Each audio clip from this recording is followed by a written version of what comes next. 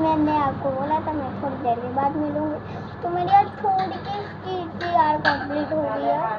देखो मैंने मेरे काका ये सारे कागज लिए हैं और कैची नहीं की उसके लिए, तो हम इस बड़ी सी चीट पे कुछ बड़ा सा ही लेंगे। मैं दूसरी पेन ले लेती हूँ।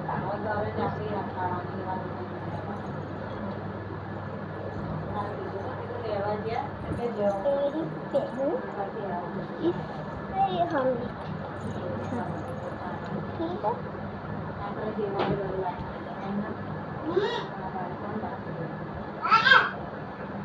तो हम खड़े हैं। बच्चों बनाए धीमे धीमे खा। चमची आलो वो चमची आले बच्चों बनाई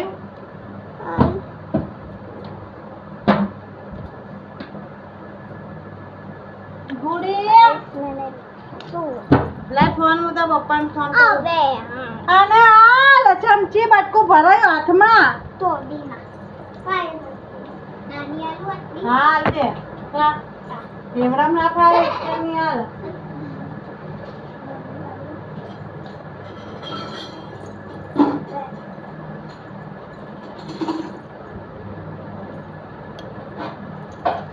ખાવા બનાવે